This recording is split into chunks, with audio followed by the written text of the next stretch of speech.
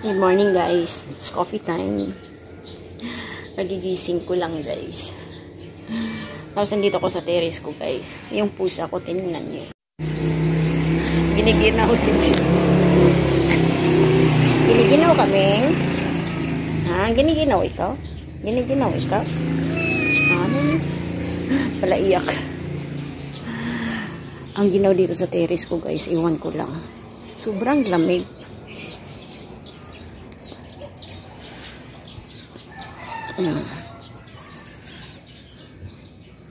Nakapagtupi ng mga mga labahan.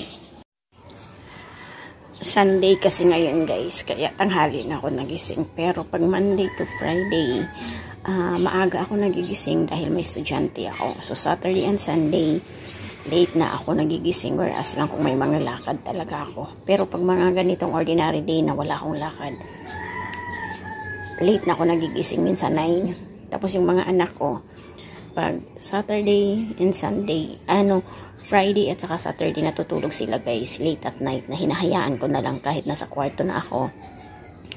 Hinahayaan ko na sila until 11 o'clock. Rutina nila na matutulog sila 11 o'clock. Friday night at saka Saturday night. From Monday to Friday, matutulog man akong maaga guys. No need for them to say, matulog na kayo, it's almost 8 o'clock. No guys, pagdating ng 8 o'clock, na sila, automatic na aakyat sa taas, matulog na sila, hindi na yun sila pagsabihan guys.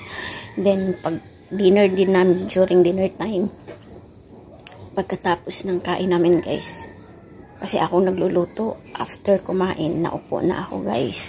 Yung anak ko ng babae ang nagliligpit sa sa mga plato, automatic na din yun. And then siya na yung naghahalo ng pagkain para sa aso, para sa pusa. Tapos yung anak kong lalaki naman, yung bunso, siya na ang magbibigay ng pagkain sa pusa at saka sa aso. Pinapakain niya sa terrace. And then yung bunso ko guys, siya na din ang naglalak ng gate.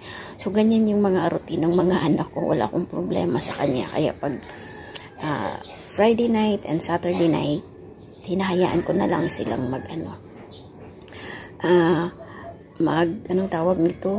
mag-explore. Kasi nga, during classes din naman, okay, yung mga nila. So, wala akong problema. Wala lang guys. Gusto ko lang, coffee lang. Malamig dito sa amin guys kasi malapit sa bundok. Bundok na kasi ang likod namin guys. I know, yung gilid ng subdivision namin is bundok na yan guys. So, yan, bundok na siya. Kaya malamig dito pag umaga. Sobrang lamig. Pag gising ko ng umaga, pag nasa terrace na ako, umpisa na yung sipon ko. Pero pag nainita naman ako, nawawala naman. Don't forget to subscribe guys and like. Thank you po.